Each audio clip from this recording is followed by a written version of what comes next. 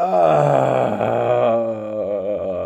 everyone, sinus pressure here, the internet's busiest music nerd, and it's time for a review of the brand new Vampire Weekend album, Father of the Bride. This record is the latest from the Ivy League of indie pop, Vampire Weekend. Sans original member Rostam, who separated from the group a few years ago, the gang is back. Although according to the production credits, Rostam does have input engineering and production-wise on a couple of tracks here. Father of the Bride is Vampire Weekend's fourth full-length album. Believe it or not, it's been 6 years since the release of their last and critically acclaimed LP, Modern Vampires of the City, a record that featured some of the group's biggest singles and most lavish production yet. And despite the waiting period that Vampire Weekend have put fans through on this one, their popularity doesn't seem to have dropped off that far, with this very album climbing up to #1 on the Billboard album charts this week. And I suppose it's not hard to see why. Vampire Weekend, as polarizing as they've been,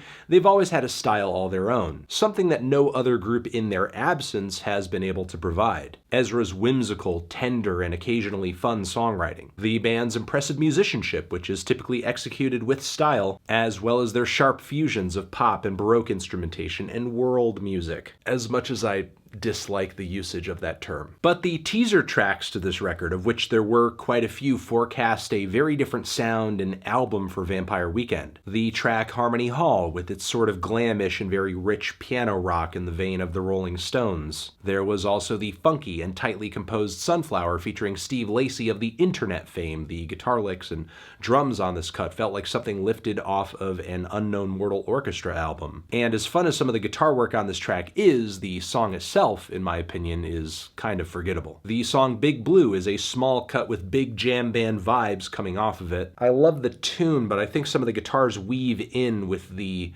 synth choral vocals awkwardly placed onto the track in a kind of hideous way. Not really crazy about the brevity of the song either. The song This Life is folk-flavored pop that just radiates Paul Simon. It's eternally sunny and sounds like a bunch of bronze-skinned boomers rocking out with Hawaiian shirts unbuttoned, cargo shorts on, Jimmy Buffett tats. This song qualifies as one of maybe a few tracks on this record I might call post-dad rock. So already from the teaser tracks on this record, Vampire Weekend were showing a pretty wide mix of sounds and styles. I should also mention that Father of the Bride is the band's longest album to date at 18 tracks and almost an hour of runtime. And while I did like a lot of songs off of this record, I'm really not crazy with how this album panned out. It is a bit of a long-winded mess, and the more it goes on, the more diminished the returns seem to be. I get it's been a while, and Ezra most likely has been sitting on a great deal of these tracks for a long time, but I would have much preferred hearing this album pared down to its best 30 to 40 minutes of material. It's certainly better than sitting through the auto-tuned aneurysm that is Spring Snow, or realizing how limited the songwriting on this record is. Sure, peppered throughout the lyrics on this album, there's different themes surrounding love, broken love, young love, marriage. But this album fails to build any kind of narrative around its incredibly narrow focus outside of the duets between Ezra and Daniel Haim, where they're singing together at seemingly different points of a relationship entering marriage in a rocky fashion, which is an idea and a concept rife with potential that Father of the Bride capitalizes on almost none of. Don't get me wrong though, because there are some very good tracks on this record. They're mostly on the front end of this thing, but once we get past the first leg of the record, I feel like the quality of every song thereafter is just like, I don't know, pulling a random card from a deck and you either get like an ace of spades or like a two of clubs. There's the drab and uninteresting Rich Man, which is one of a few tracks on this record that features Ezra and company throwing in these forced, quirky production choices that just sound silly, don't add that much flavor to the instrumental, really just distract from the song. I'm just not getting a lot out of the dusty lo-fi guitar loops painting the background of this cut, nor am I getting a lot out of the zany sound effects painting the background of the song How Long, which features some very nice writing from Ezra, easily one of the better hooks on the entire record, but The instrumental backdrop is pretty lackluster. There are also some really weird glitchy edits at certain points on the album, like on the opening cut where you can hear the aftermath of the guitars being performed in the studio session like you're right there. Also hearing the chorus of singers on this track digitally stretched out as they enter into the song. And I know these elements are supposed to give this album a raw and an intimate feel, but it just comes off forced. This is not a lo-fi record.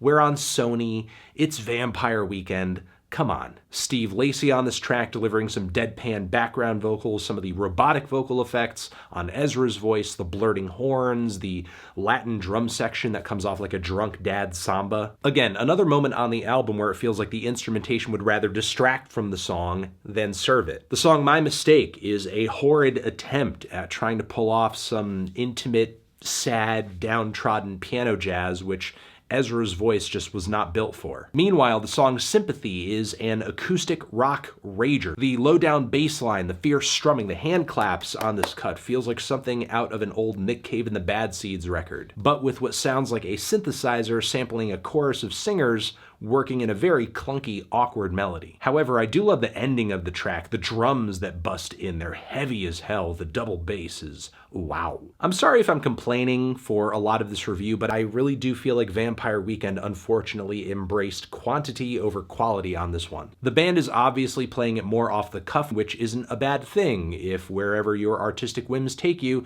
leads to one near genius moment after the next, like the White Album. But Father of the Bride is no White, even on Unbearably White. I will say though, even though there were a number of tracks on this record that had production choices that sort of bugged me, a majority of these moments are still at least listenable, and there are quite a few tracks from this record that I think are great. All the Danielle Haim appearances on this record I think are fantastic, not only in terms of the vocal chemistry between her and Ezra, but the songs attached are really solid too. Haim also has some pretty prominent background vocals throughout multiple points, most notably on the track Stranger, where the relationship themes throughout the record go domestic. With its rich pianos and funky horns, the track essentially sounds like a husband and wife dancing together in their underwear at their $500,000 summer home at the Cape. As I mentioned earlier, Harmony Hall, amazing song, amazing single. I'm not really surprised that Rostam had a huge hand in the production on this track because it is so friggin' good. It sort of makes me wonder how amazing the production could have been on the rest of the record if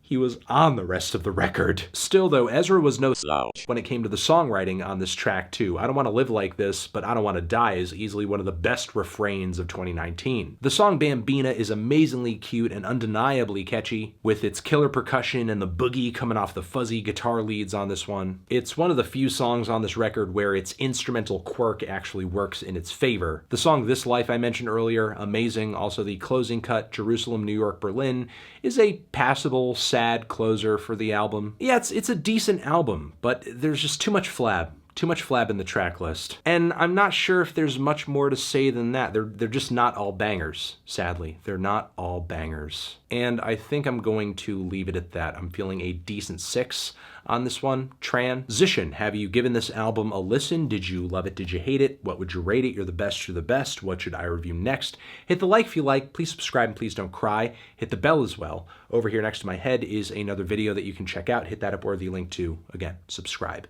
Anthony Fantano, Vampire Weekend, Father of the Bride, forever.